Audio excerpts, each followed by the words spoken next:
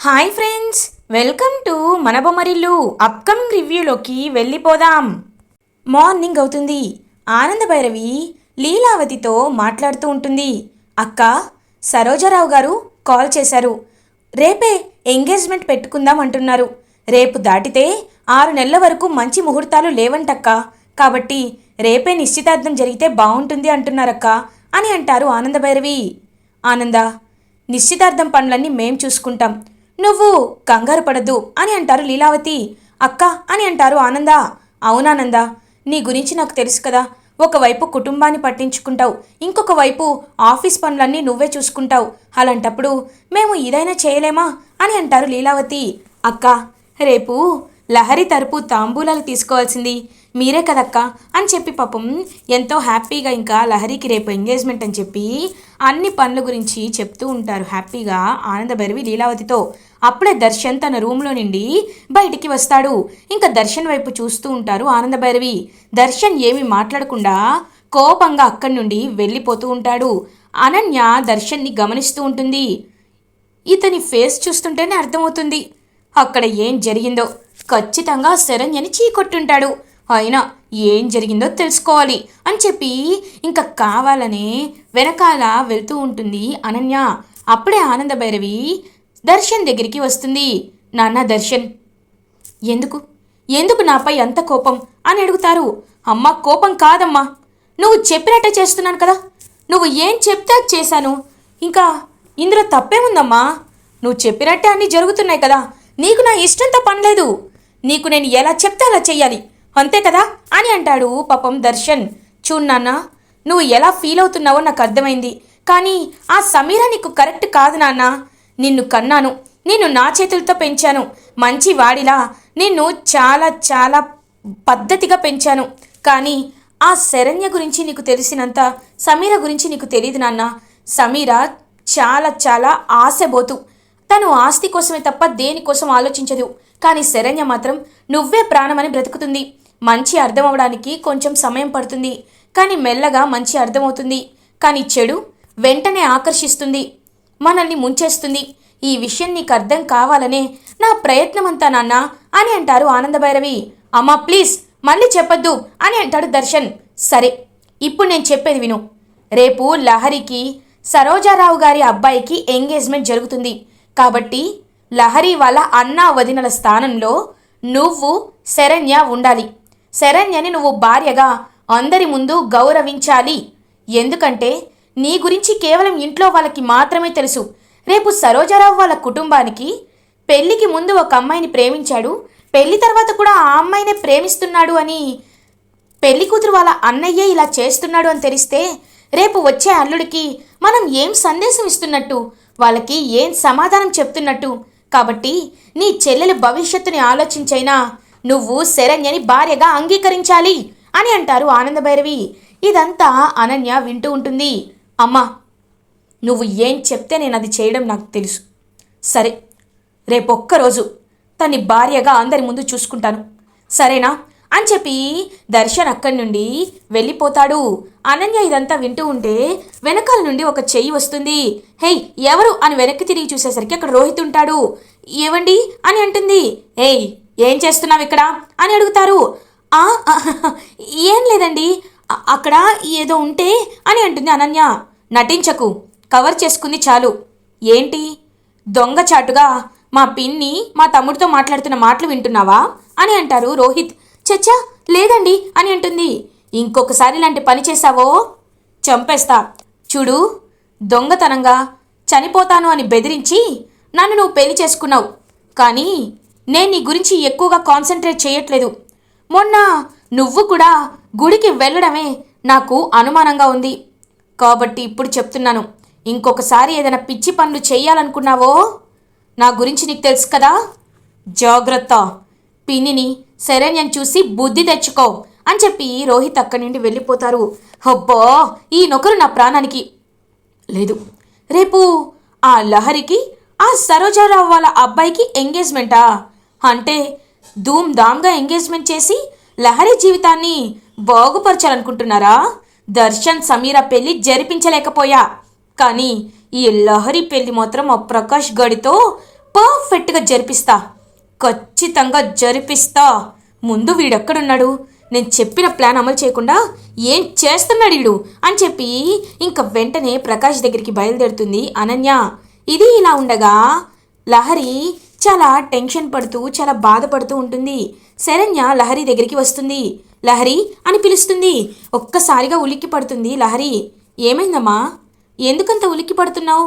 ఓ, ఆ రోజు రిసార్ట్లో జరిగిన దాని గురించి గుర్తు చేసుకుంటున్నావా?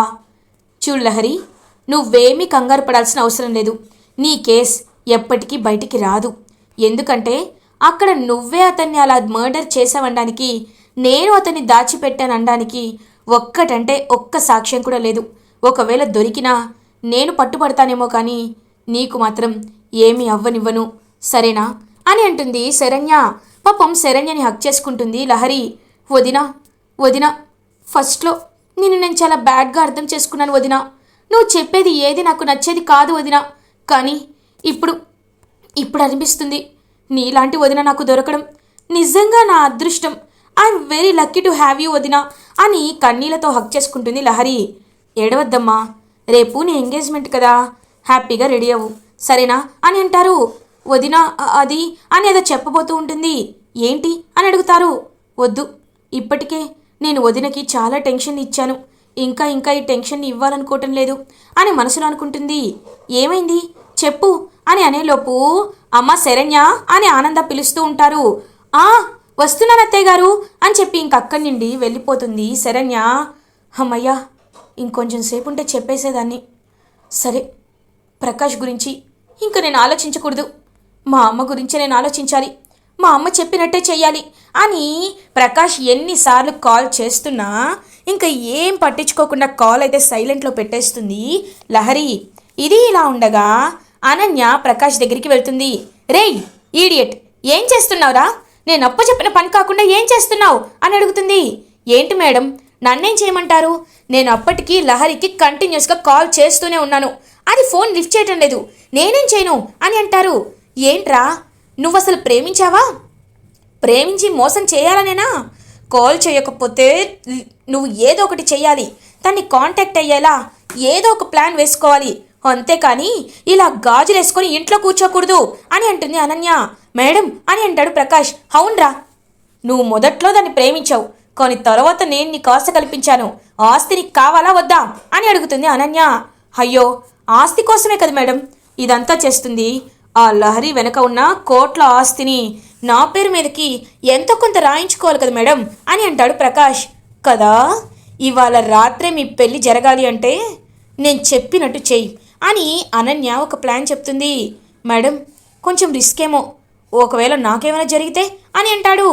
అంటే నీకు లహరి అక్కర్లేదన్నమాట. ఆ సరోజారావు గారు చాలా ఎంత కుటుంబమో తెలుసా, వాళ్ళది ఎంత పెద్ద ఫ్యామిలీనో తెలుసా, కనీసం వాడి కాలి గోటిక్కు నువ్వు సరిపోవురా. కానీ ఆ తింగర్ది నిన్ను ప్రేమిస్తుంది. ప్రేమ అనేది ఒక్కటి చాలు, ఎంత దూరమైనా తీసుకువెళ్ళడానికి, ఎంత జీవితాన్నైనా నాశనం చేయడానికి. కాబట్టి మర్యాదగా నేను చెప్పినట్టు చెయ్యి అని అంటుంది. కోట్ల ఆస్తితో పోలిస్తే రిస్క్ ఏముందిలేండి, సరే మీరు చెప్పినట్టే చేస్తాను, మీరు ఇంక బయలుదేరండి అని అంటాడు ప్రకాష్. ఇది ఇలా ఉండగా నెక్స్ట్ డే మార్నింగ్ అవుతుంది. లహరి ఎంగేజ్మెంట్ పనులన్నీ ప్రారంభమైపోతాయి. ఆనందభైరవి, లీలావతి వీళ్ళందరూ హడావిడి చేస్తూ ఉంటారు. అందరూ డెకరేషన్ త్వరగా చేయండి అని చెప్పి ఇంకా డెకరేషన్ పనులు పురమాయిస్తూ అన్ని పనులు చూసుకుంటూ ఉంటారు లీలావతి అండ్ ఆనందభైరవి. లహరి మాత్రం ఇంకా రెడీ అవుతూ ఉంటుంది. అప్పుడే కరెక్ట్గా లహరికి ఒక వీడియో వస్తుంది ప్రకాష్ నుండి. ఏంటి వీడియో అని చెప్పి వీడియో ఓపెన్ చేసి చూడగానే, లహరి, నువ్వు లేనిదే నేను లేను, నేను చస్తేనైనా నువ్వు సంతోషంగా ఉంటానంటే నేను చచ్చిపోతాను అని స్లీపింగ్ టాబ్లెట్స్ ఫుల్గా చేతి నిండా తీసుకొని నోట్లో వేసేసుకుంటాడనమాట ప్రకాష్. ప్రకాష్ అని గట్టిగా అరుస్తుంది లహరి. ఒక్కసారిగా ఇంకా నో నో, ప్రకాష్ని నేను కాపాడుకోవాలి, నేను బ్రతికించుకోవాలి అని చెప్పి ఇంకా అలా ప్రకాష్ దగ్గరికి పరుగున వెళ్తుందనమాట లహరి. ఇంకా వాళ్ళు ఎంతమంది చెప్పినా లైక్ వాళ్ళెవ్వరు చూడకుండా తప్పించుకొని ఇంకా వెళ్ళిపోతూ ఉంటుందన్నమాట లహరి. ఇదంతా అనన్య గమనిస్తుంది. బోనులో పడడానికి పెళ్లి కూతుర్లా రెడీ అయి వెళ్తుంది. ఎలుక పిల్ల, వెళ్ళు, నువ్వు తిరిగి పెళ్లి చేసుకొని వాడికి భార్యగా తిరిగి వస్తావు, నాకు తెలుసు అని చెప్పి అనన్య వెళ్ళిపోతున్న లహరి వైపు చాలా క్రూయల్గా హ్యాపీగా చూస్తూ ఉంటుంది. ఇది ఇలా ఉండగా ప్రకాష్ తన రూమ్లో ఉంటాడు. లహరి ప్రకాష్ దగ్గరికి వస్తుంది. ప్రకాష్, ఏంటి ప్రకాష్, ఏంటిదంతా? నా కోసం చచ్చిపోతావా అని అడుగుతుంది. నేను ప్రాణం కంటే ఎక్కువగా ప్రేమించాను. మరి నీకు వాడితో ఎంగేజ్మెంట్ జరుగుతుంది అంటే చావు తప్ప నాకే పరిష్కారం ఉంటుంది అని ముసలి కన్నీళ్ళు కాలుస్తూ ఉంటాడనమాట. ప్రకాష్ అయితే, ప్రకాష్ మరి దీనికి సొల్యూషన్ ఏంటి? నన్ను ఏం చేయమంటావు అని అడుగుతుంది. వద్దు, నేను చెప్పను, చెప్తే నువ్వు మళ్ళీ ఫీల్ అవుతావు అని అంటారు. లేదు ప్రకాష్, నాకు ఇప్పుడు నీకంటే ఎవరు ఎక్కువ కాదు, చెప్పు అని అడుగుతుంది లహరి. మన పెళ్ళి మాత్రమే దీనికి సొల్యూషన్ లహరి. నేను నీతో కలిసి బ్రతకాలన్నా, నేను సంతోషంగా చూసుకోవాలన్నా మన పెళ్ళి జరగాలి అని ఇంకా ప్రకాష్ అయితే లహరి వైపు చూస్తూ చెప్తూ ఉంటాడు. ఇది ఇలా ఉండగా శరణ్య దర్శన్ దగ్గరికి వస్తుంది. ఏవండి, మీరు ఈ కుర్తాలో చాలా బాగున్నారు అని అంటుంది. హేయ్, నిన్ను కాంప్లిమెంట్ ఎవరు అడిగారు అని అంటారు దర్శన్. పక్కన పెట్టండి, చూడండి మీకు మ్యాచింగ్గా నేను కూడా శారీ కట్టుకున్నాను, బాగుందా అని అడుగుతుంది శరణ్య. హేయ్, ఏంటి ఓవర్ యాక్షన్ చేస్తున్నావు అని అంటాడు దర్శన్. ఓవర్ యాక్షన్ ఏంటండి? మీరు నా భర్త, మీతో కాకపోతే ఇంకా నేను ఎవరితో ఓవర్ యాక్షన్ చేస్తాను?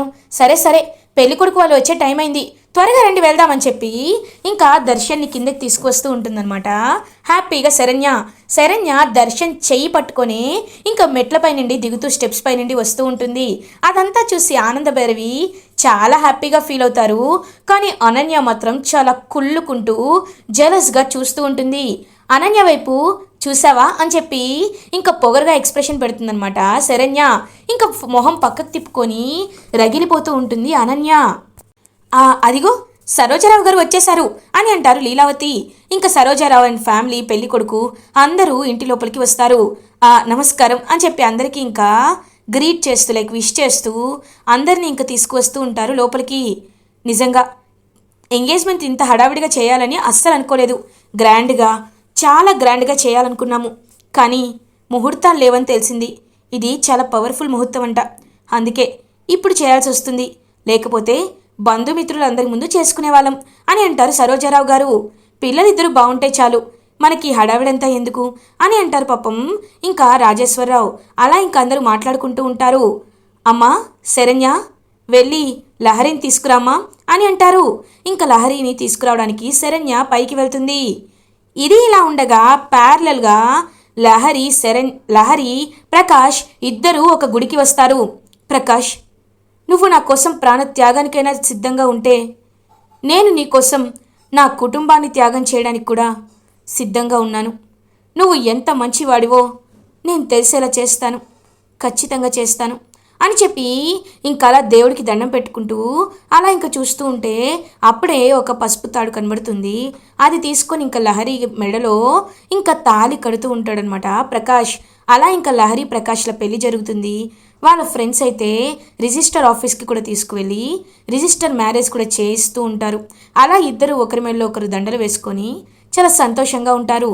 ఇప్పుడు అమ్మ దగ్గరికి వెళ్ళాలంటే చాలా భయంగా ఉంది ప్రకాష్ అని అంటుంది. నువ్వేమీ బాధపడద్దు, మన పెళ్ళయింది కదా, వాళ్ళే మనల్ని అర్థం చేసుకుంటారు అని ఇంటికి బయలుదేరుతూ ఉంటారు లహరి అండ్ ప్రకాష్. ఇది ఇలా ఉండగా శరణ్య రూమ్లోకి వెళ్ళి చూస్తుంది. అక్కడ లహరి కనిపించదు. ఎంత వెతికినా లహరి కనిపించదు. ఇదేంటి లహరి కనిపించట్లేదు అని టెన్షన్ పడుతూ అడుగుతూనే ఉంటుంది. అంతా వెతుకుతూనే ఉంటుంది, ఎక్కడా కనిపించదనమాట లహరి. అత్తయ్య గారు ఒకసారి అని అంటుంది. ఏమైందమ్మా శరణ్య అని అడుగుతారు. అత్తయ్య గారు, లహరి కనిపించట్లేదు అత్తయ్య గారు అని అంటుంది. ఒక్కసారిగా షాక్ అయిపోతారనమాట ఆనంద భైరవి. ఇదేంటి లహరి కనిపించకపోవడం ఏంటమ్మా, అంతా వెతికావా అని అంటారు. వెతికాను అత్తయ్య గారు, తను ఎక్కడా లేదు అని చెప్తారు. అప్పుడే ఆనంద అని గట్టిగా అరుస్తారు లీలావతి. అక్క అని చెప్పి పరిగెత్తుకుంటూ ఆనంద భైరవి శరణ్య కిందకి వెళ్ళి చూసేసరికి ఒక్కసారిగా షాక్ అయిపోతారు. ఫ్యామిలీ మెంబర్స్ అందరూ అలా ఇంకా నించొని చూస్తూ ఉంటారు. ఎందుకంటే లహరి ప్రకాష్ని పెళ్లి చేసుకొని పెళ్లి దండలతో వాళ్ళ ఇంటి ముందు నించుంటుంది.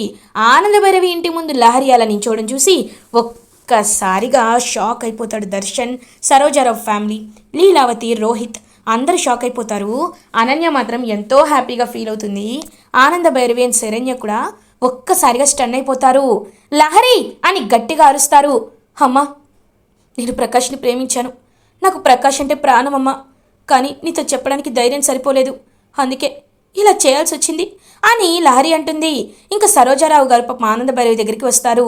ఆనందభైరవి గారు, మీకు సమాజంలో ఎన్ని పేరు ప్రఖ్యాతలున్నాయో, మీరు ఎంత గొప్పవారో అందరికీ తెలుసండి. కానీ కొన్నిసార్లు పిల్లల ఇష్టాలు మనకి తెలీదు. మనకి తెలియకుండా పిల్లలు ఇలాంటి నిర్ణయాలు తీసుకుంటారు. ఒకవేళ తను ఇష్టపడుతుందని ముందే చెప్తే మీరే అబ్బాయికి ఇచ్చి పెళ్లి చేసేవారేమో. పాపం లహరి భయపడినట్టుంది. ఆనంద భైరవి గారు, మీరేమీ కంగారు పడకండి. ఇప్పుడు కేవలం మన కుటుంబాలు మాత్రమే ఉన్నాయి కాబట్టి మేము ఎవరితో ఈ విషయాన్ని చెప్పం. ఎందుకంటే మీరంటే సమాజంలో ఎంత గౌరవం ఉందో మాకు తెలుసు కాబట్టి ఇంకా మేము బయలుదేరుతామండి అని చెప్పి ఆనంద భైరవికి పాపం సర్ది చెప్పేసి వెళ్ళిపోతూ ఉంటారు సరోజారావు ఫ్యామిలీ. అదంతా చూసి అనన్య ఒక్కసారిగా షాక్ అయిపోతుంది. ఇదేంటి, నేను ఎంత గొడవ చేసి రచ్చ చేసి ఆనంద భైరవి పరువు బజారుకు ఈడుస్తారనుకుంటే వీళ్ళేంటి ఇంత సింపుల్గా ఓకే అని చెప్పేశారు, ఎవరికి చెప్పమని చెప్పేశారు, నో అని మనసులో అనుకుంటుంది అనన్య. ఇంకప్పుడే లహరి అండ్ ప్రకాష్ని చూసి పాపం ఆనంద భైరవి ఇంకా అలా చాలా కుప్ప కూలిపోతుంది. పాపం శరణ్య వాళ్ళ వైపు అలా చూస్తూ ఉండిపోతుంది. ఇలా ఎపిసోడ్ ఎండ్ అవుతుంది. ఫర్దర్ ఎపిసోడ్ రివ్యూస్ ముందుగా మీకు కావాలి అనుకుంటే మా ఛానల్ని సబ్స్క్రైబ్ చేసుకోండి. Thanks for watching.